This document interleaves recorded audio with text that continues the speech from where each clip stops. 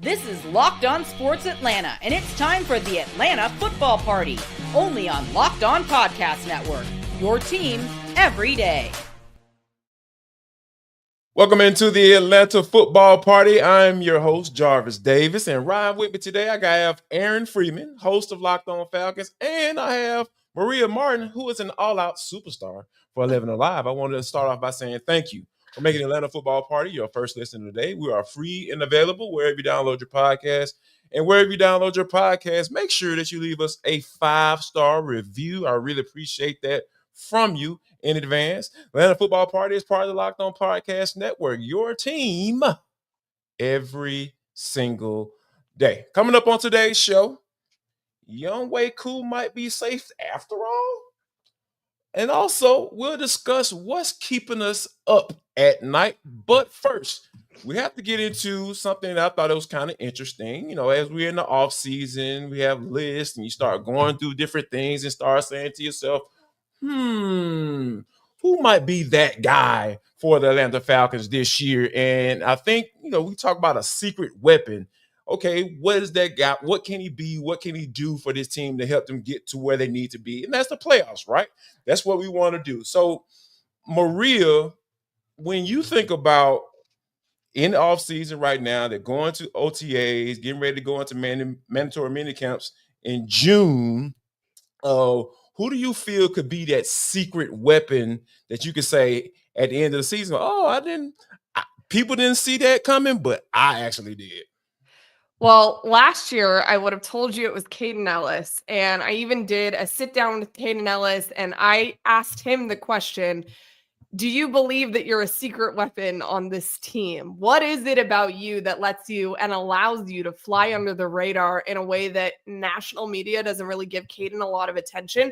To me, I think that goes hand in hand with the Falcons just weren't really a playoff team. And so you don't really consider those guys that are leading the team in sacks, in pressures, or almost in sacks, but he led in pressures and tackles.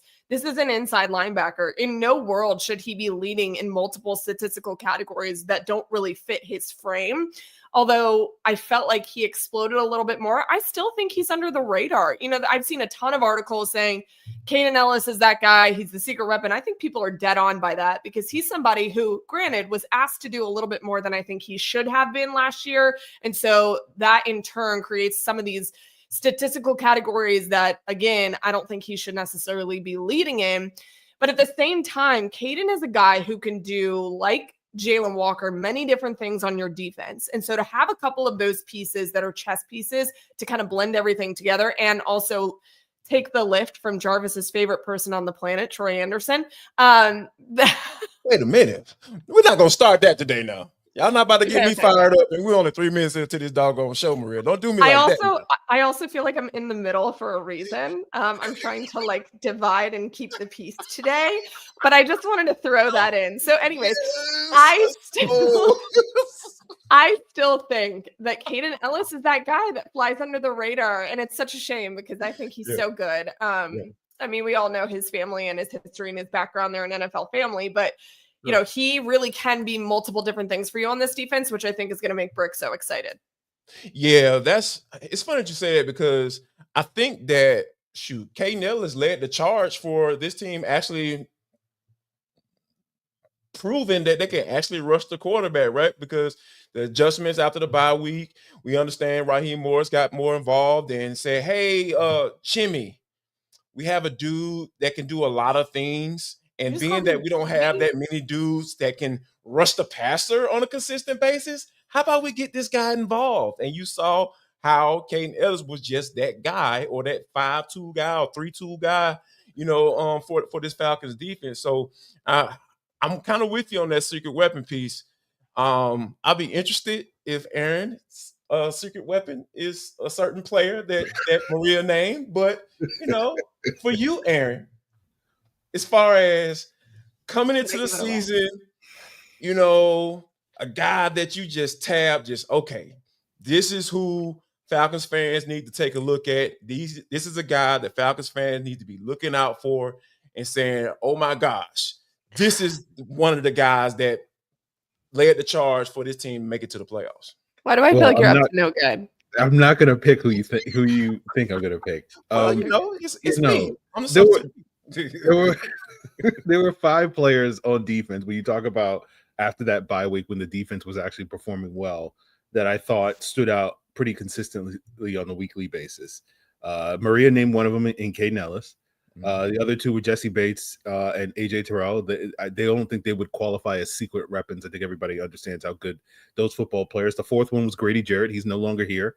And so that leaves the 5th one. And I feel like this guy's kind of flown under the radar a little bit, in part due to the investments the Falcons made in their pass rush, which everybody's excited about the future of James Pierce and Jalen Walker. But that 5th guy to me is Arnold Ebiketie. I thought Arnold Ebiketie was consistently performing I knew it. high level, throughout last season. And, I feel like when we go into week 1, the player that I'm expecting to be able to get home and put Baker Mayfield on the ground, which is what I know Jarvis is hoping to see, the guy that's going to be able to harass JJ McCarthy the most in that week 2 Sunday night matchup when the Falcons are under the lights. Like, the player that I'm expecting to be that guy for this Falcons pass rush, at least early in the season, as Jalen Walker and James Pierce get their feet wet, is Arnold Ebiketie. So I feel like he's kind of flying under the radar. I saw a big jump from Arnold Ebiketie from year 2 to year 3 last year. And we saw that play out over the season. And if he makes a similar jump from year 3 to year 4, like we might be talking about Arnold Ebiketie as a guy that, double-digit sacks is a crazy concept when it comes to talking about the Atlanta Falcons pass rush. But I feel like that type of performance is in Arnold Ebiketie when you look at what he was able to do at his best. And if we can get more of that this upcoming season with this attacking front that Jeff Ulbrich and company are bringing to the table, I do feel like Arnold Ebiketie is kind of flying under the radar and could be a difference maker for this team as sort of a secret weapon. You know what? And to be honest with you, I think that, for the lay fan, I know y'all exist. He flies under the radar because he only has 9 career starts. So he's not a starter in people's minds. He's a situational guy in people's minds. So I think that, that may be one of the reasons why he flies under the radar. But I'm with you, man. And that was my guy too. That's my secret weapon. I was like, man, this guy's going into a contract year. He gets it. He understands what's at stake right here. And I think that my secret weapon, my favorite assistant coach, is Nate Ollie. Is going to be able to unlock him. And his story may be the same as Dale Odebango. When you think about that, I think I got that right. Yeah, Dale Odebango. When he might be that type of guy to be able to earn himself a contract, not necessarily with the team that he played for, but with another team and go get paid, man, because that's what it's all about. Right, you want to be able to maximize that player's potential in that particular season, and Nate Ollie has a lot of experience doing that. So I think that, when it comes to Arnold Ebiketie, I think he's the perfect guy, like flying on the radar, nobody's really talking about, has shown the production from year 1 to year 2. He had 2.5 sacks his rookie year, 6 sacks in his sophomore year, and then about to say junior year. In his 3rd year, he makes another jump as far as being able to, and then talk about being able to adjust to different systems and different roles, and because he's had to deal with so many defensive coordinators since he's been in the league. So I think that having an established system saying, hey, this guy's is presumably going to be around, and Jeff Ulbrich as your DC, so this is what we need you to do in order to be successful and be able to have an assistant coach and Jockey Smith as well, having him at an outside linebacker coach. I think that's going to be something that's going to benefit AK. But you mentioned a guy in Jesse Bates. Follow me here. Just follow me here, Free. I want to kind of get your thoughts on this. You too. Okay. So we talk about him being a known guy, right? And being a guy that everybody expects to make plays. And I go back to that 23 year when he made All-Pro, Pro Bowl, and all that stuff. And he had a career high in picks with 6. And I think that if we're going to assume that this team is going to rush the passer better, I've always said this: coverage and pass rush, they are married. They're married and they will never get a divorce. When you have better pass rush, that opens up more opportunities for errant throws, and we know Jesse Bates is always going to be in the right position, right? So if you got a guy, if you got a group of guys getting to the quarterback more so, I feel like that opens an opportunity for him to make more picks, get more picks, and have a type of year that he had back in 23. So do you see that happening for him and saying, hey, we know what we expect from him. However, if we got this pass rush humming like it's supposed to be, Jesse Bates could be in for another all-pro type year. Yeah, I think so. I think last year we had the hope with Justin Simmons being added to the mix that it would allow both of those guys to play at a high level. Not to say that either one played at a low level or anything like that, but didn't quite live up to, I think, the hype that we had. And sort of now you have a similar situation with these young safeties and Billy Bowman and Xavier Watts. You add Jordan Fuller to the mix, and sort of these guys can, none of these guys are as good as Justin Simmons was in terms of the pedigree or whatnot. But I think a lot of these guys bring some of the things that Justin Simmons was supposed to bring to the table. The sort of deep coverage you have with Xavier Watts, that sort of ability to be utilized in multiple roles in Billy Bowman, being able to be an effective run defender in Jordan Fuller. And so I think overall you just kind of have three guys doing the same thing. And so I think there's every reason to think, for the same reason we thought, back in August, that Jesse Bates was due for a big year. Is all the same reasons why you could expect a similar thing. And as I think, Jarvis, you mentioned it, with the pass rush, with understanding that, that unit hopefully will be able to get home on a more consistent basis, and that ball's going to have to come out quickly. That's going to allow Jesse Bates to do the things that he loves to do, which is basically, where he's you're supposed to be the single high over here or the deep safety on this half of the field, and you decided to come all the way to the other side of the field to jump this route because you saw it coming, as we've seen Jesse Bates do a number of times. Bryce Young remembers, Derek Carr remembers, and so I think you could see a lot more of that with Jesse Bates if all these other pieces sort of, do their jobs and allow him to be that sort of aggressive playmaker that we all know he's capable of being. I think one thing for me, Jarvis, about Jesse Bates specifically, remember when he came to the Falcons and everyone was like, oh, I don't know if he's worth that much. Like, I don't know if the Falcons should pay him that kind of money. Hold on, Maria. I feel attacked. This is Jarvis Davis. 12 minutes in. Mm-hmm. Twice. Do you remember when he said that? I remember. Yes, I did. Okay. But now look what he did. Look what he did. And he proved that he was every bit deserving of that contract. And to be fair, Jarvis, it's not just you. Like, they did pay him a lot of money, and it was like a little bit of a head scratcher, just a little bit.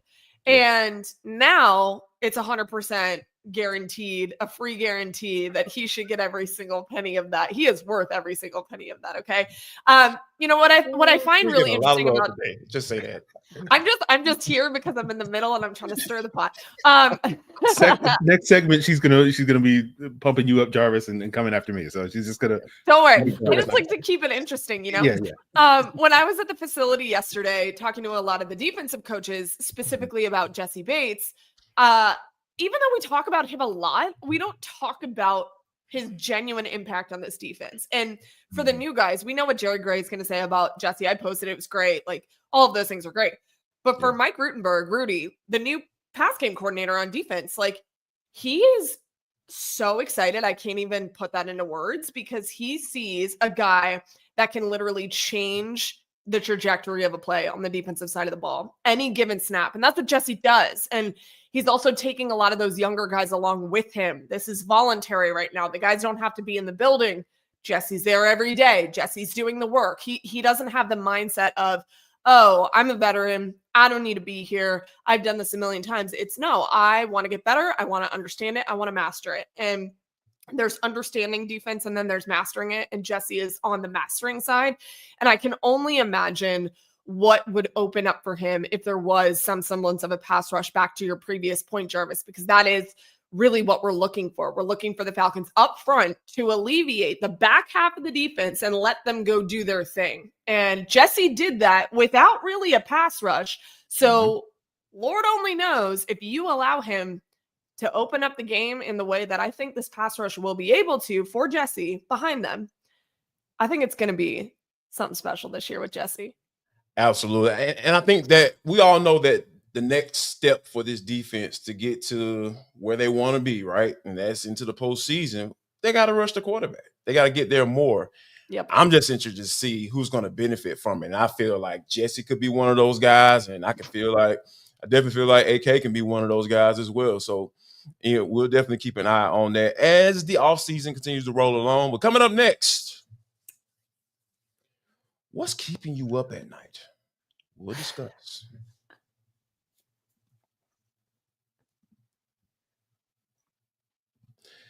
Gotta let you know that this episode of the Atlanta Football Party is brought to you by LinkedIn. As a small business owner, your work doesn't end when the clock hits 5. Your business is always on your mind. It's always on mine, I told you. Which means when it's time to hire, I need a partner that works just as hard as I do. That's where LinkedIn Jobs comes in. When you clock out, LinkedIn clocks in. And let me tell you guys, that's one of the things that I struggle with, trying to find good help, because I feel like I could do all of it by myself because I'm running my business. But no, I need to go talk to LinkedIn. And you need to go talk to LinkedIn as well, because they make it easy to post your job for free. You can share it with your network and get qualified candidates all in one place. One-stop shop, baby. They got you covered. So all you got to do is post your job. LinkedIn's new feature can help you write job descriptions and then quickly get your job in front of the right people with deep candidate insights. And here's a pro tip. Add the hiring frame to your profile picture to double your reach to reach qualified candidates. No wonder 72% of small businesses say LinkedIn helps them find high quality hires. Well, how can I do this, Jarvis? How can I get part of this? Here, calm down. Post a job for free at linkedin.com/lockedonnfl. That's linkedin.com/lockedonnfl to post your job for free. Terms and conditions apply.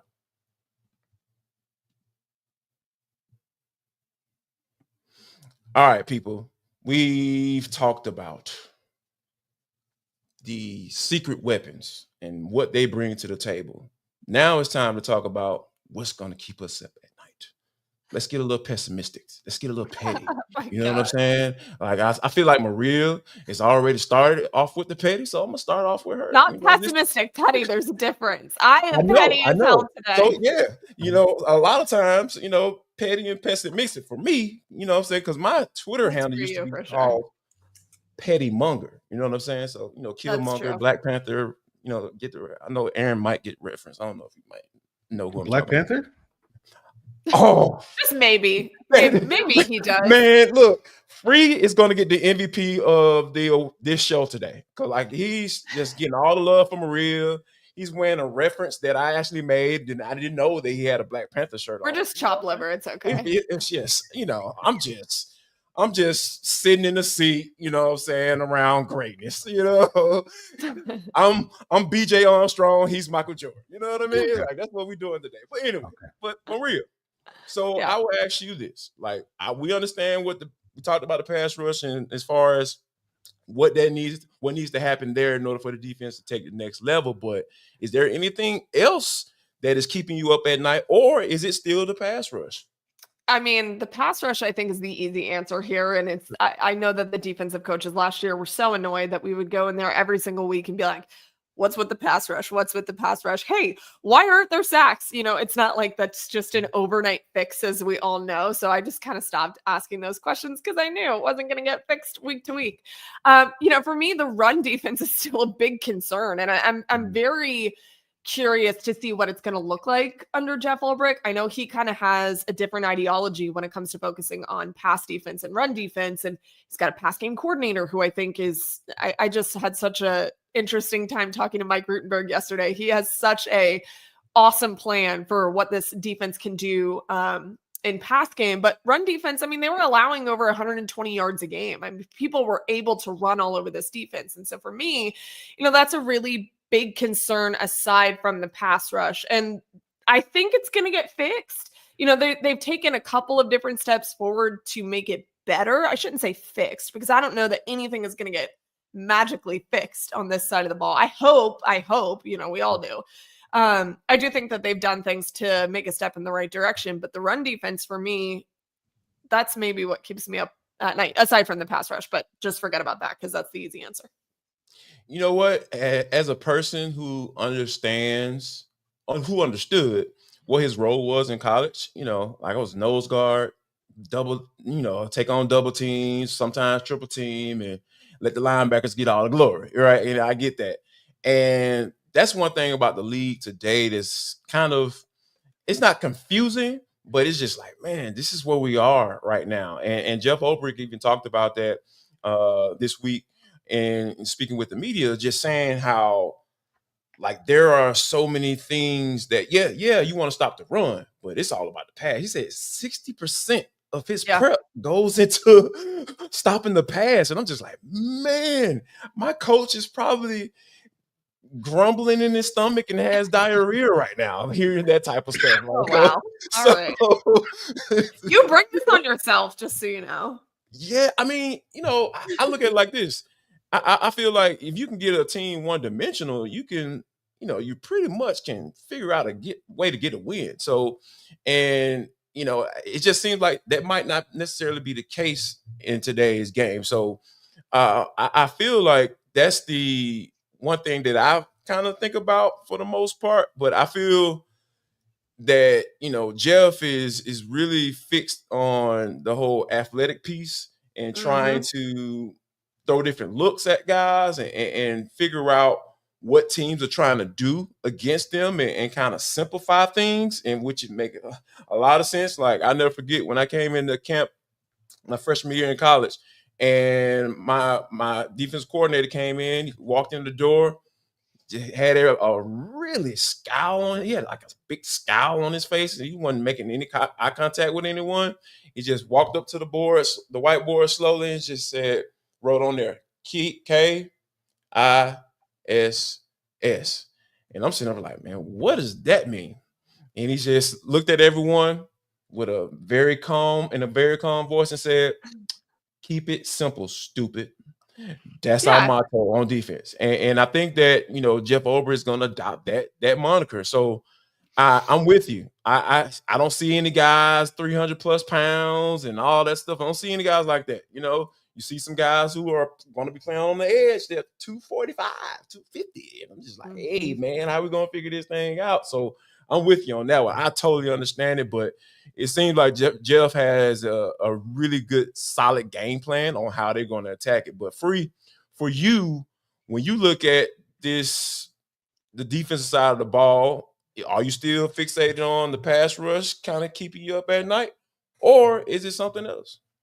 Well, look, an Atlanta Falcons pass rush cannot keep me up at night anymore. I'm at a stage in my life where it's either going to exist or, water is wet and the Falcons can't get after the quarter. So, like, to me, like, it is what it is. But I am in a similar boat as Maria. Like, to me, the run defense is my main concern on the defense right now.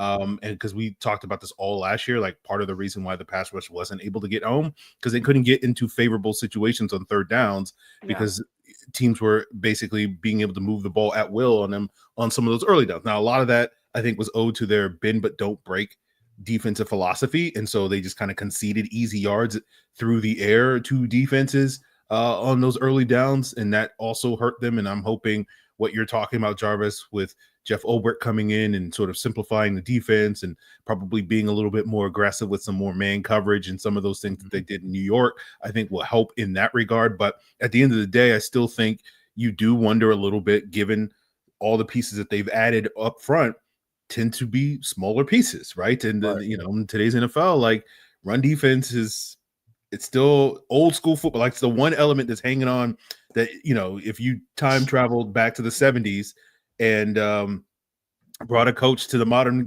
day, it's still the same. Run defense is still the same. It's just a smaller part of the game, as sort of Jeff Ulbrich is talking about, but it still matters. And so I am a little still concerned about some of these teams that the Falcons are going to face, particularly early in the season, that are just like, okay, well, this pass rush is a little bit more potent than we thought it was. So we'll just run the ball down your throat and see if you can stop it that way. And that is my main concern with this Falcons defense, that given some of the smaller bodies that they have, given how much they've invested in that pass rush, that they won't be able to truly unleash it if they're constantly behind the chains because they're giving up 4, 5, 6 yards a pop on the ground. So that's the main concern right now. We'll see if this unit is going to improve in that area because that was a struggle for them last year. But yeah, it is probably the one thing that's keeping me up at night with the defense. I like I said, man, I understand your pain because there were times when I was watching games last year and I'm just seeing guys just la la la la la, got their hands on the offensive lineman chest and can't figure out a way to get off the block, and then the running back skiing up through the hole, and so I think that and I'll go back reference my favorite assistant coach. They all hey man, teach these guys how to disengage because they had issues with it. Either they couldn't do it or they were too tired because they had to play most games, like literally most games, and not have not necessarily have a way to counter, being tired and not necessarily having guys to put in that can perform at the level that they would expect. So I think that's one thing that I'm looking forward to. I want to see what this rotation looks like. I feel like that's going to help because a lot of times, I don't mind the mindset of rushing the passer or stopping the run on the way to the quarterback. I like that type of stuff. And Nate Ollie said something that I thought was very interesting. He was talking about running into a dark room, and I immediately knew what he was talking about when he said it. And I was just like, yes, that's what I'm talking about, man. Got me fired up. Free don't like it. Free don't like me being happy. That's one thing I've learned about him. He don't like me being happy about certain things, getting excited. He just said it's true. It's true. Yeah. Right. I know. He's the ultimate petty guy. So yeah, I think that with Free hoping for me to be disappointed this year, and when it comes to Nate Ollie, I think that that's one of those things where it's okay, man. Just understand that we're gonna be all right. And Tanitra, she looking at me crazy too. You know what I'm saying? Like I feel just because I was thinking I was coming in on the green screen, so I'm like, hey, that's me, and there's no green screen for me to pop up on after. So I'm looking down, waiting for the green screen, looking crazy. But good morning. Yeah, that's what happens when you had a substitute teacher holding things down. But yeah, T, we were just talking about the big thing for big concern for as the Atlanta Falcons go, and just what's going to keep you up at night. And I got to get ready to tell everyone, because Free has been the MVP of the show today.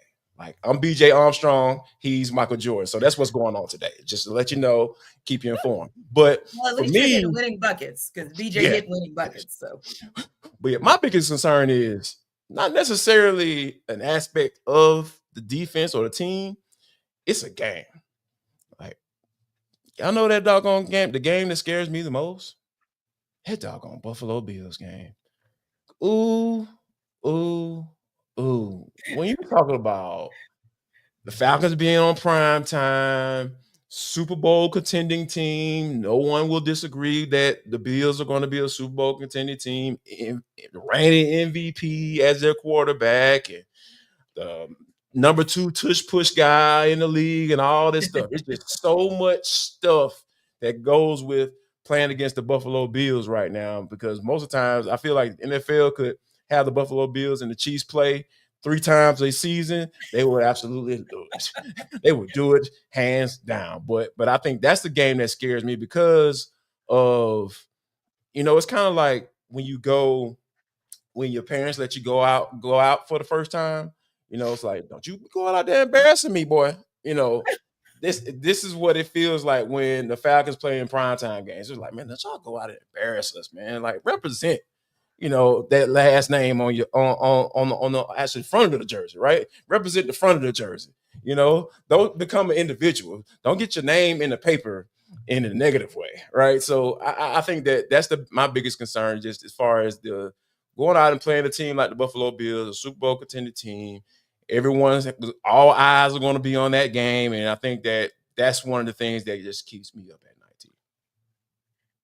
Fair enough. I don't personally stay up at night being overly concerned about that, but that could be me. Free, Maria, do you guys stay up late at night thinking about any of this? If you have any more thoughts on it or you want to rebut, because hey, Free, it seems like this is your moment to shine in rebuttal to Jarvis.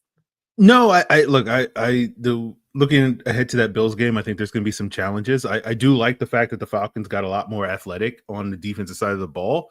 So hopefully we won't be seeing Josh Allen along with Kyler Murray and Jaden Daniels and Anthony Richardson and all these mobile quarterbacks, just gashing through this entire defense.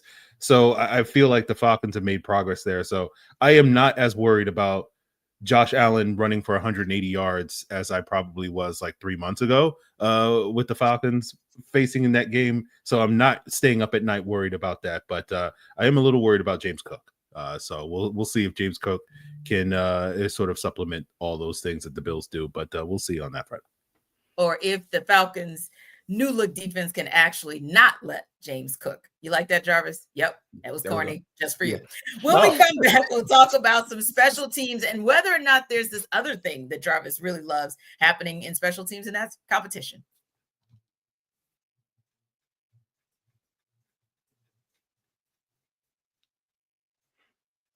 So, Maria, I'll start with you. And speaking to the media this week, special teams coordinator Marquise Williams talked about the competition between one Younghoe Koo and Lenny Craig. Does this feel like a real competition to you for the starting position at kicker, or does this mean the Falcons just get to carry an extra player on the practice squad? I think it's a genuine competition. Don't get me wrong. Koo has been incredible for the Falcons in his time before he got injured. Once the injury happened and he fell off, you look at the numbers and they correlate. He gets hurt, numbers go down. He's hitting the lowest percentage field goals he has, and extra points for that matter. He was just missing things that Koo never did before. And so, unfortunately, in the NFL, having a really good kicker, it really, really matters. I'm saying unfortunately because Koo really had that resume and that acumen for a long time. And then 1 year can really change the trajectory of where you stand with the team. And they're bringing in this guy from Germany, Lenny. They're very excited about him. One thing that Marquise is really big on is athletic people on special teams. He always preaches, I need athletic kickers. I don't want someone to just go out there and just be a specialist. They need to be an athlete as well. And Lenny very much fits the fold and the mold of that. So yeah, I think this is a genuine competition. I don't think it's like smoke and mirrors, whereas, you're talking about you could just carry an extra guy on the roster. That is possible. I just do believe that this could also help Koo in a way. In his recovery process, he's really never had stiff competition. Not that he's really needed it. He's kind of been the sure guy for a while, but I do think this will actually help him. And we all know Raheem Morris is kind of ride or die by Younghoe Koo. So we'll see how that shakes out in training camp.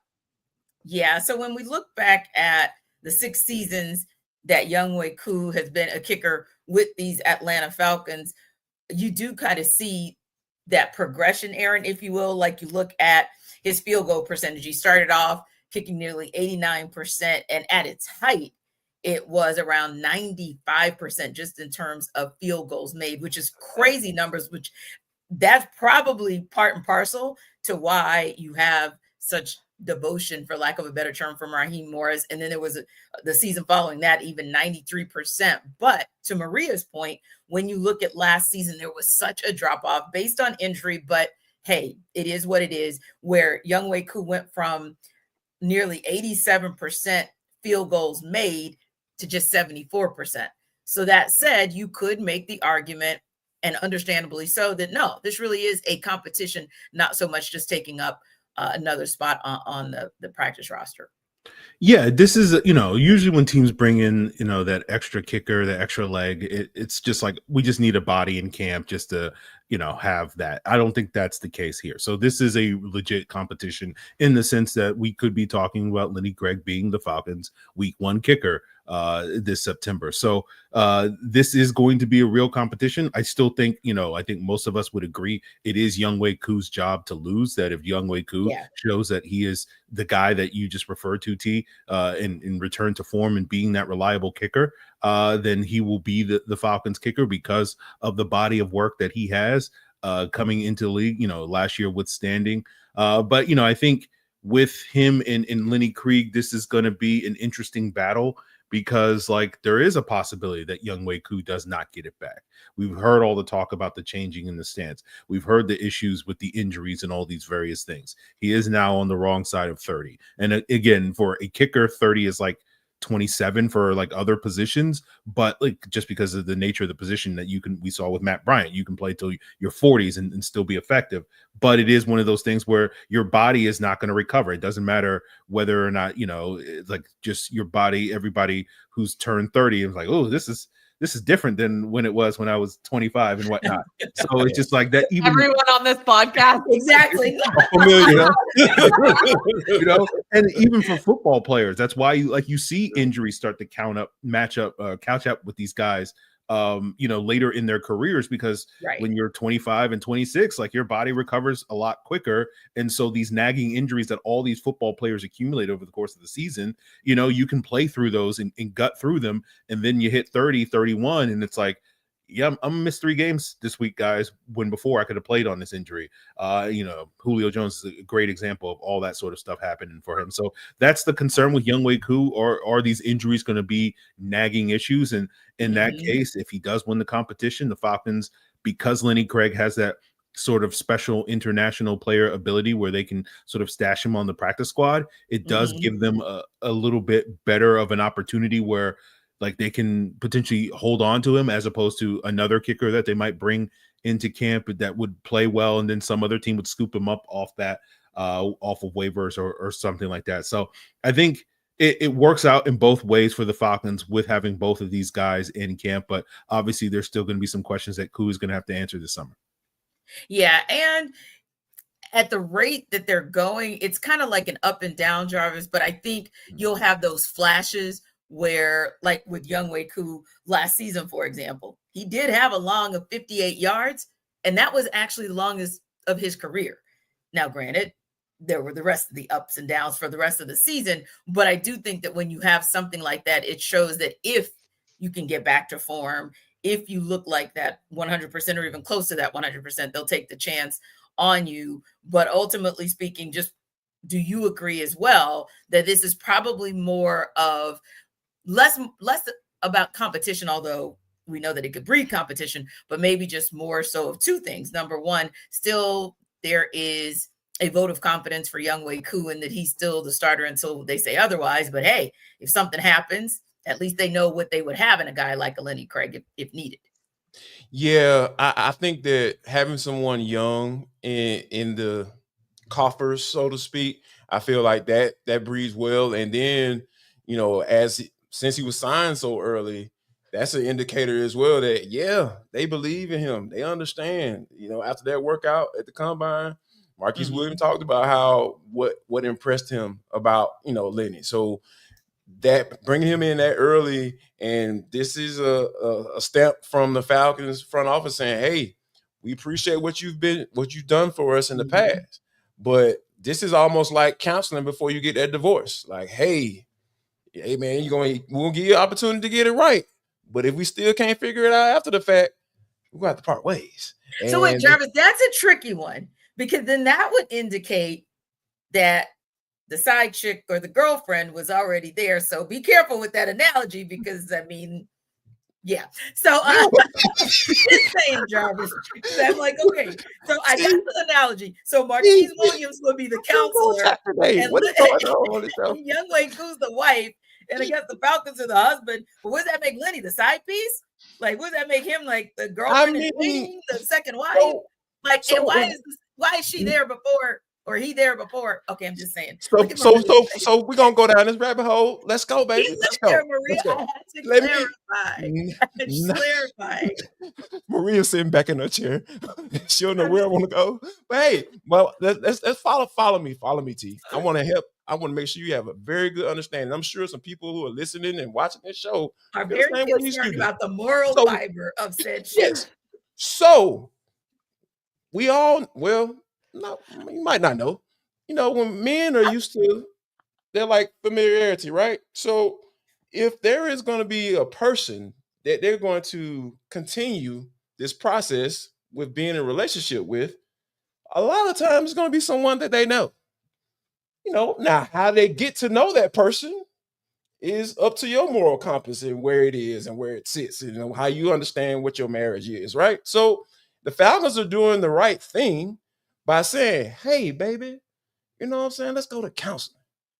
Let's get a good understanding of where we are in our relationship. Let's see if we can work it out, But, however, the Falcons also saying, hey, Lenny, what hey big head, you know what I'm saying? Like, it's been a long time. We ain't talked to you in a while. We ain't seen you in a minute. So let's get familiar with each other. This is something that it's a platonic relationship. You know what I'm saying? Like, we're gonna, you know what I'm saying? We're just kicking it. We ain't doing nothing. We ain't doing nothing strange. We ain't doing nothing strange. Because the NFL is cutthroat. So, from a relationship standpoint, you got to be cutthroat with this thing, especially in NFL, because you can win and lose games. Don't get me to talking about this New Orleans Saints game last year. You know what I'm saying? Like, that touched my heart. That's a very a very salient example. Yeah. So Aaron, in order to protect my heart, T, you know what I'm saying? The protect Falcons are doing what I feel they need to do. Yeah. Go ahead, get that ready. They need to have someone prepared. Just in case. They need to be ready. Okay. Yes. Yeah. So Aaron, since the Falcons are already shopping for their second partner, in this analogy that Jarvis has. Oh my. Since they're already shopping for this second partner that they have, that they may need just in case anything happens, we'll just let their dating situation marinate with their kicker.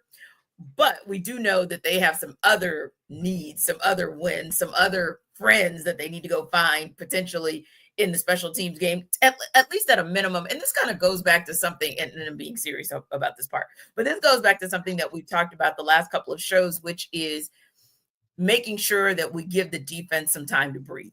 Like, they're not going to show up week one and be that defense, right? And so if they're not going to be, then that would mean you need your offense and your special teams to show up in a big way. So special teams wise, what needs to happen in order for this unit to be that factor, especially maybe early, to help ensure this team's success?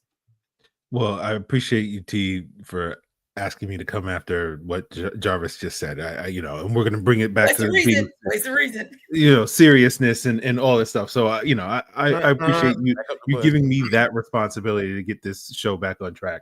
But I think, we saw the Falcons make some big investments in their special teams in free agency.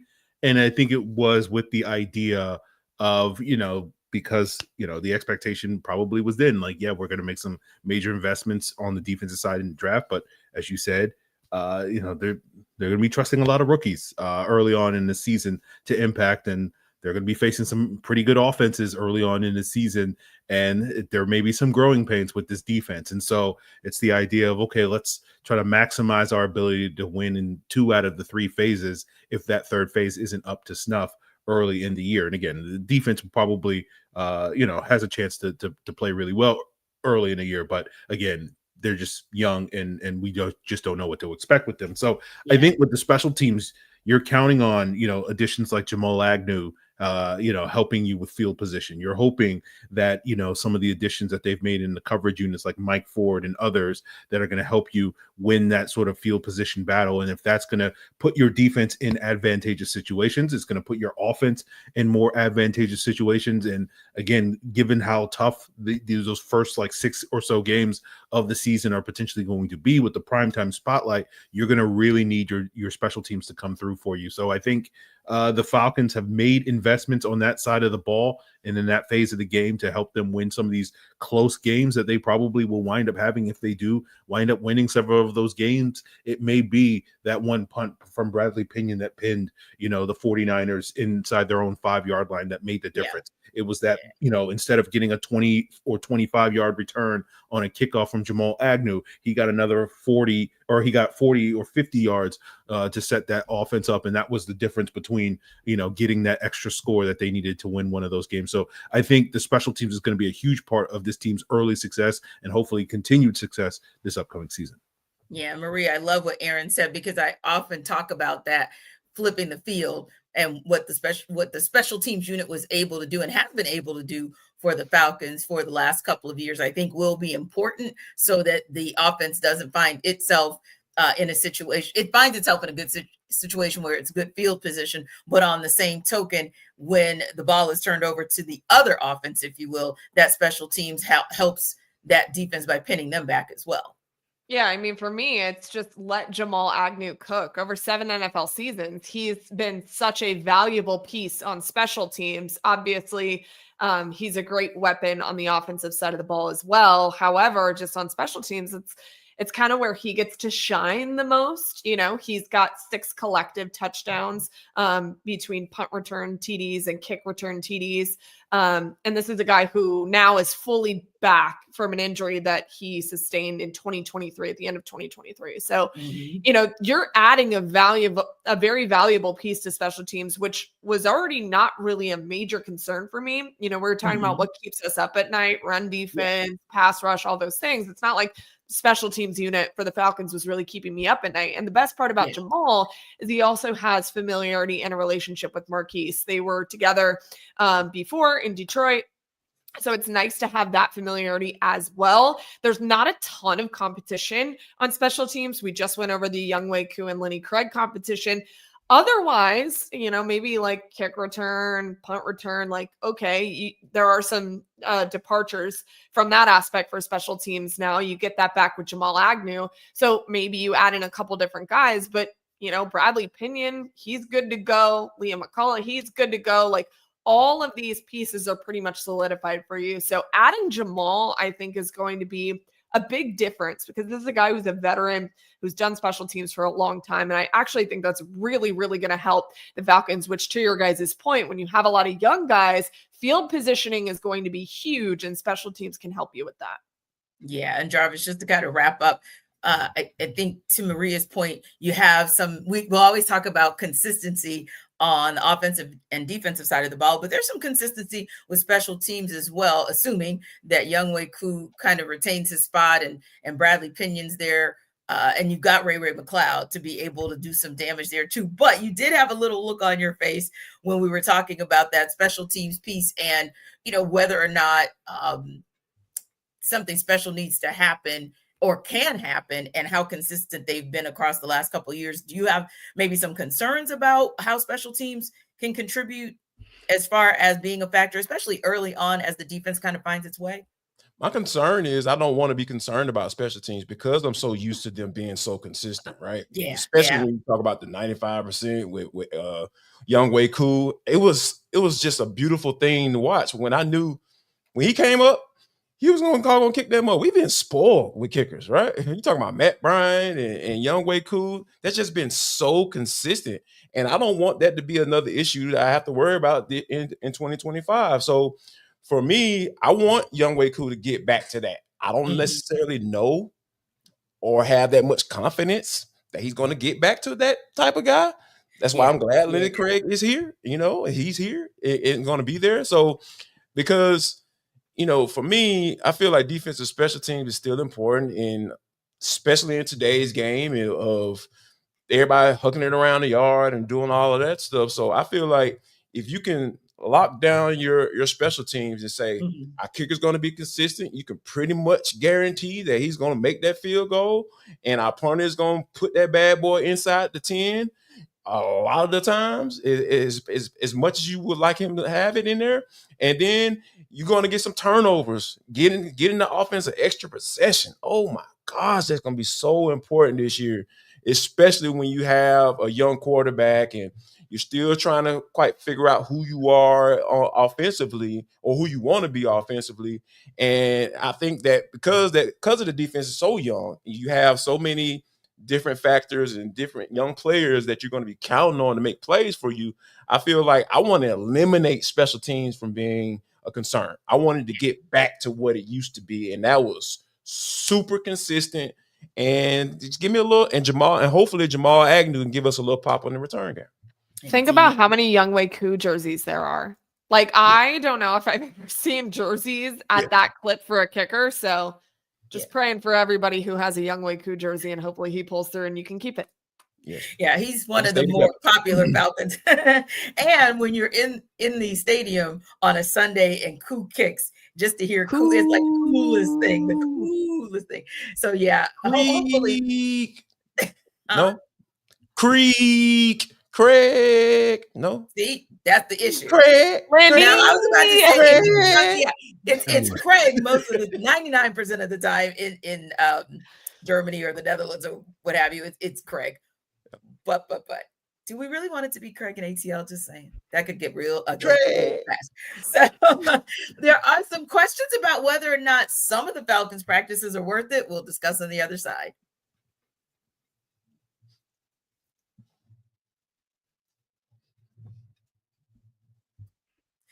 So Jarvis, apparently there's some discussion around whether or not the Falcons should hold joint practices and whether or not they're actually beneficial. That was an article from a recent edition of the AJC. So just wondering, how do you feel about joint practices, whether or not they should happen or whether or not they bring any value? Be about the fifth year.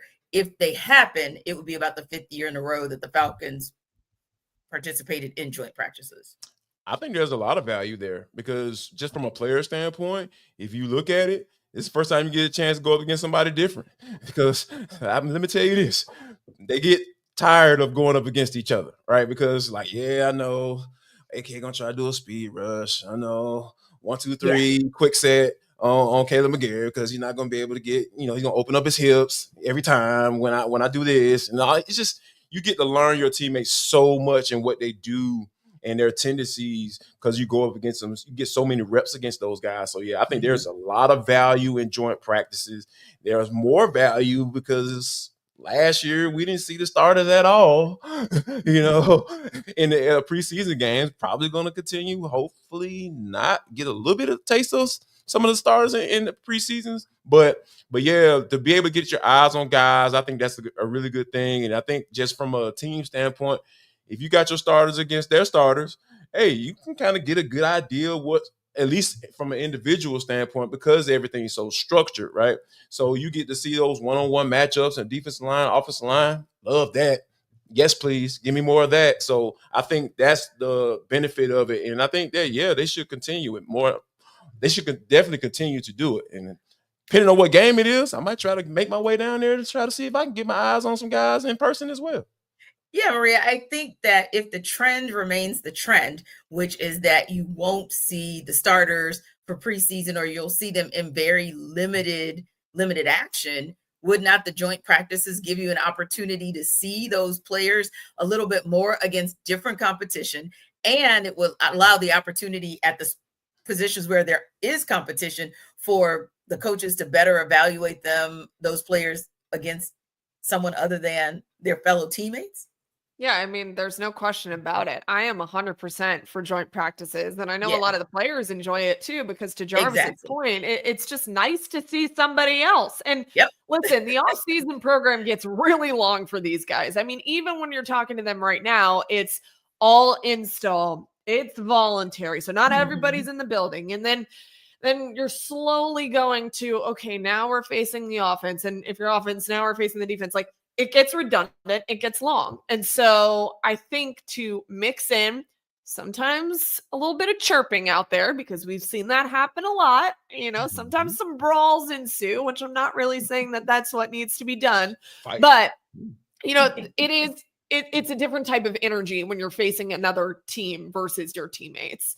Now, the fighting does happen against teammates as well. We've seen that in training camp, but it just, I don't know. The energy is very different when it's a different team. And you're not seeing starters as much anymore in the preseason at all. And so a measuring stick is really only going to be beneficial to you if you do it against another team that you're going to see at some point throughout the fall. So I'm fully for it. I know the players enjoy it as well. It gives you just a difference in training camp, because again, it gets redundant, it gets long, it's stacking days, which is the most annoying phrase in football of all time, but it's true. They're stacking days, and it just gets a little bit like, hey, can we see something else? And so I I just think change of scenery is good in terms of who you're facing whenever you're putting your hand in the dirt. Yeah, I think, Aaron, that's another great point just to kind of add is just changing the scenery. I mean, every single day, same practice field, same players, same this, that, and the third when you're installing. But all of a sudden, you go down to, I don't know, let's say Miami.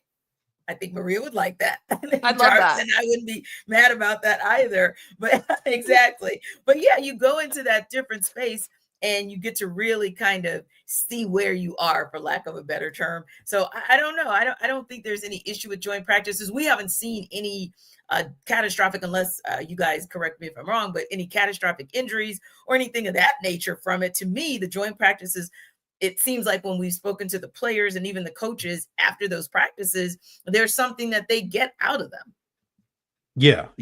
I want to say, did Rondale Moore get hurt at the last year's joint practice? Yeah. Oh, that's that practice. was about- Okay. yeah, Joint practice. Okay. But yeah, think about that. We had to think on who got hurt, and that was just a year ago. And all the time that we've been covering the Falcons. No offense, Rondale Moore, but if we're just talking about one player, that kind of speaks to the point that injuries aren't really an issue. Yeah, that could also happen against your own teammates. It's not like putting them up. Let's be honest. Yeah.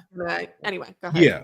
And I think that's a big reason why Raheem likes the joint practices, because coaches have a little bit more control than they have in the preseason games, where it's just people running around hitting people, and you can't blow the whistle and say, everybody slow down, calm down. Like let's take it down a notch. You can't do that in the game. And so that's a big reason why we heard Raheem mention over and over again why he doesn't like playing guys in the preseason, because the injury risk as opposed to the joint practice. So yeah, I do feel like, because of everything what Maria and Jarvis have said, and yourself, T, when it comes to, because they're not going to play guys in the preseason, you better get some joint practices out here, because if it's just you going against your same teammates all summer long, like I don't think that does enough to prepare you for the upcoming season, especially again, like you got to go out there and make a name for yourself week one and say, hey, we're ready to win this NFC South against the Tampa Bay Buccaneers. You get a rematch against the Minnesota Vikings on Sunday Night Football. Like, you need something to measure yourself up against. And just as Jarvis said, going up against the same guys and going through the same motions in practice every day in training camp against your own teammates is not really going to do. And then you're not getting the reps in the games on top of that. So like, you're not setting yourself up for success. So I do think if the Falcons, they've consistently the last couple of summers, as you said, T, I think 5 years in a row, they've had like one joint practice or one session of joint practice, like 2 days or whatever. If they can get multiple sessions with multiple teams, I think that would also really benefit the Falcons. So hopefully we'll hear some announcements shortly about that coming up. Yeah, and we definitely appreciate your the comments that you placed in our little comment section. We saw you 3 times, so we do recognize Helms, and more Helms. But again, we're talking about 2 players at a joint practice where, unfortunately for them, they had season-ending injuries. But in the decade or so that we've all been covering the Falcons, if we're talking about 2 players that happened to in a joint practice, which also could have happened in a practice period, then I don't think that's enough of a rationale or a reason not to have a joint practice when you stack up the positives and the advantages to having those practices, especially when you do go against at least what appear to be a quality team in the Miami Dolphins. But just as examples over the years, those quality teams that the Falcons tend to do those joint practices with, and how helpful those can be. Real quick, what seems to only help 2 teams in the league, or at least that's what some owners and some franchises feel like, well, it'll happen for those teams again in 2025. Because guess what? The tush push is still a thing. Fortunately for the Green Bay Packers, who I guess were traumatized and triggered by their loss of 22-10 in the playoffs last season to the Philadelphia Eagles, were handed that same fate against the Eagles this time around. 22-10 was the vote to keep the tush push a thing. You guys, real quick, before we wrap up, Maria, thoughts on the tush push? Are you a fan of the tush push? Or are you not a fan? Do you even care? Like, is it something that's overblown? Yeah. I mean, I really don't care. To me, it's another play that you got to defend. And I know that the people that implement the tush push love it because it's so successful. And I really am of the belief that it's going to get banned eventually. So for me to like waste so much time on the freaking Tush Push like doesn't do me any good, because I really do think it's not going to exist in the next couple of years. And honestly, it was really close to getting banned this year. They were just 2 votes shy of it getting banned. So clearly a couple of people flipped, because a lot of people really did believe that this was going to be the Tush Push no more. And so somebody got in there right before they walked into that meeting room and they were like, listen, we needed to live 1 more year. So I think it's going to go away eventually. I don't care either way. It's entertaining. I know it's not entertaining for the guys that got to defend it, but it clearly works for specifically the Eagles very well. Very, very well. And some semblance of it seems to work for the Buffalo Bills too. And you look at Jeff Lurie and Jarvis, certainly it was not his impassioned plea, because from all the reports, the San Francisco 49ers owner just finally said, shut the hell up.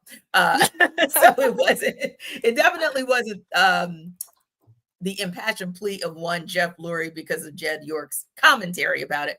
But apparently it was Jason Kelce that kind of made some teams and some owners rethink themselves, because if safety was the quote unquote number one concern, he pretty much diffused that altogether. But again, is this commentary that we should or should not be having, or should we just move on? We're trying to move on. Can we move on, please? I'm tired of talking about this, because here's the thing. Figure out a way to stop it. Yeah. For all you complainers, Yeah. like, I just get tired of like people who complain about stuff like this. Figure out a way to stop it. Get better. Like that's my get better. Figure out a way to stop it. Doggone sign a 330-pound defensive tackle and going on my, shout out to my 330 plus guys. You know what I'm saying? Like, sign one, put them on the roster and say, hey man, as soon as they start doing this jump, we're gonna run you up in here and we're gonna figure it out a way to stop it. So yeah, I get so tired of the league changing rules and shifting rules just because somebody has found the loophole. No. This is why you get paid millions of dollars to coach teams and be defensive coordinators and offensive coordinators, all that stuff. You get paid to figure this stuff out, so figure it out. Green Bay, you got one job from now to the 2025 postseason. Go figure out how to do it. Thanks to our everydayers for making the Atlanta Football Party your first listen of the day. Be sure to stop by Locked On Falcons with your host, Aaron Freeman, as your second listen. Maria Martin hosts the Sports Extra on Sundays on 11 Alive. Check her out there, and check out Jarvis at Locked On Falcons and Sports Extra. We're stepping aside for Memorial Day weekend, so we will see you next Thursday.